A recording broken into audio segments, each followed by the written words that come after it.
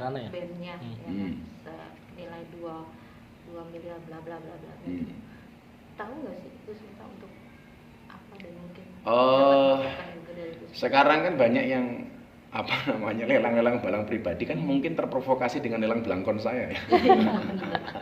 Tapi dia buat bangunan untuk rumah tapis. Ya, yang sepanjang saya tahu kemarin saya ngobrol sama Mas Anang itu peruntukannya untuk pembangunan pondok pesantren tahfidzul Quran.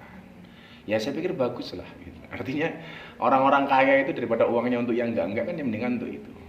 Atta punya band yang bersejarah kemudian laku sampai 2M ya lumrah lah. Wong sekelas Miftah saja bisa jual belangkon 900 juta kan. Masa bandnya si Atta di bawah itu kan nggak mungkin.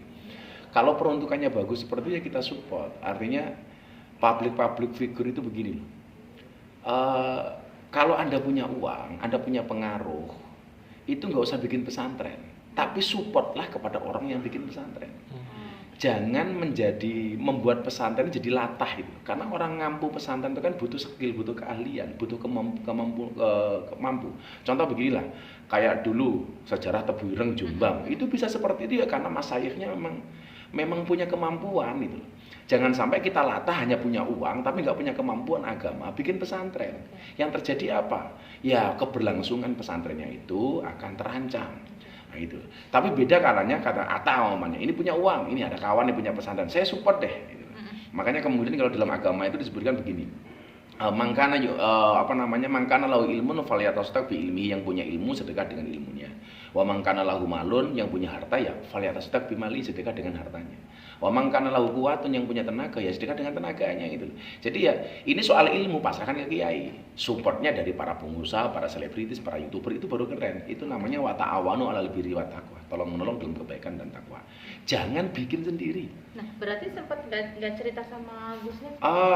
Enggak, kalau waktu itu dia pas mau bikin pesantren itu dia cerita sama saya. Cuman saya sarankan adalah kamu pasrahkan pengelolaannya kepada orang-orang yang bisa bertanggung jawab dan mumpuni, punya keahlian. Karena apa? Idza usital amru ila ghairi ahli fangtadiri sa'ah. Ketika sebuah persoalan dipasrahkan kepada bukan ahlinya, ya maka tunggulah saat kehancurannya. Jadi kalau hari ini katakanlah Pak Atta pengen bikin pesantren, saya sarankan untuk menyerahkan pengelolaannya secara independen kepada kiai yang dia berfungsi sebagai supporting dana dan supporting sistemnya. Itu malah saya setuju. Nah kalau untuk yang saat ini kan dia membangun sendiri nih, terus ya mungkin pengelolaannya dipasrahkan kepada orang, kepada orang. Tapi kalau memang seperti itu dan orangnya bisa dipercaya.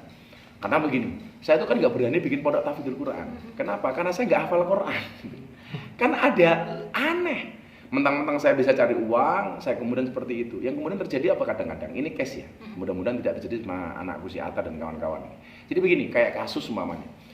Saya punya uang, pasrahkan kepada orang pondok tahfidzul Quran. Ternyata di tengah jalan antara saya umpamanya dengan pengasuhnya itu konflik. Makanya terjadi apa? Ini yang menang mesti yang punya dana loh. Pengasuhnya ini akhirnya hilang, yang hafal Quran ini. Pertanyaannya adalah keberlangsungan santri bagaimana? Terus kemudian gampang diganti ustadz yang lain. Menghafal Quran itu metodenya beda-beda. Nanti kalau mengganti ustadz, nasab ilmunya beda, ya akhirnya santri jadi korban itu. Jadi jangan latah lah, jangan latah. Betul-betul dipikirkan fakir qabla an ta'zima. Berpikirlah sebelum bertindak. Jadi saya harapkan kalau Atta ini pengen bikin tahfidzul Quran, ya saya setuju saja. Tapi dipasrahkan yang betul-betul kepada ahlinya. Sudah sempat obrolannya itu? Saya itu agak beberapa saat ya, karena ini udah jadwal saya juga agak normal, jadi belum bisa ketemu. Cuman kemarin sama Mas Anang agak berbicara banyak ya, termasuk masalah keluarga. Dan bahagianya Mas Anang dan Asanti itu akhirnya bisa ketemu dengan Pisan. Dengan Pisan itu malah Mas Anang cerita seputar itu. Tapi yang soal band Atta itu memang kita sempat memantau dan Mas Anang juga sempat cerita. Saya pikir nggak apa-apa lah, yang penting niatnya bagus.